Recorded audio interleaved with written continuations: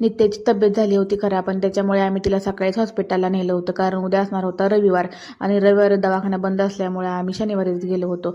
आणि मला भीती होती की नित्य गप बसते की नाही, पण माझं पिल्लू एकदम मला चिटकूनच बसलं होतं आणि दवाखान्यात तर खूपच गर्दी झाली होती. मग आम्ही दवाखान्यातून घरी आलो. नित्याची पण झोप छान झाली होती.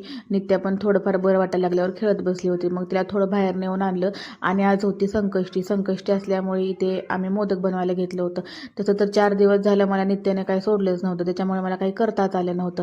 इथे मग नित्याला आज बरं वाटायला लागल्यावर संकष्टी स्पेशल म्हणून इथे आम्ही मोदक करायला घेतलं होतं. मग मम्मीला सुद्धा मी काय हातभार लावू शकले नव्हते, म्हणूनच मम्मीला म्हटलं तू करून ठेव, बाकीचं सगळं मी करते. मग एका साईडला मोदक केले आणि लागलीच मी एका साईडला चपाती सुद्धा बनवून घेतली. बाळ जर आजारी असेल ना तर कुठल्याच आईला काहीच करावं असं वाटत नाही, आणि नित्य तर इथे 2-3 दिवस झाले आजारीच होती. त्याच्यामुळे मी मम्मीला इथं कसलाच हातभार लावू शकले नव्हते. आणि मी माहेरी आले ना की थोडंफार काम करतेच, कारण आपल्या आईला आपण नाही मदत करणार तर कोण करणार ना. मग इथे पटकन गणपतीची पूजा केली आणि सगळ्यांनी आरती केली. आणि मुलांचं चाललं होतं की तू आम्हाला सुद्धा व्हिडिओमध्ये घे. मग काय म्हटलं हो बारावा आरतीला.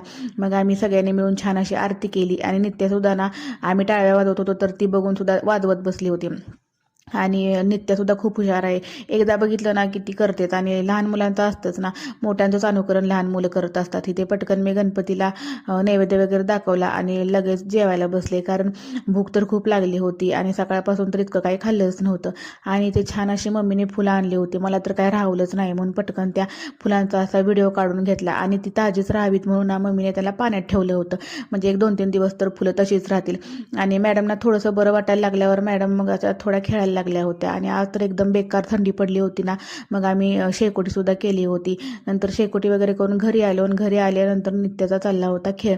ती अशी खेळण्याने खेळत बसली होती. तिला बघून ना मला खूप छान वाटत होतं, कारण 4 दिवस ती तर उठायलाच तयार नव्हती आणि मला चिटकून होती, कोणाकडे जात सुद्धा नव्हती. मग इथे संध्याकाळी 11 वाजले तर मॅडम मामासोबत बसली होती खेळत. असा झाला आमच्या दिवसाचा शेवट. भेटूया नेक्स्ट व्लॉगमध्ये.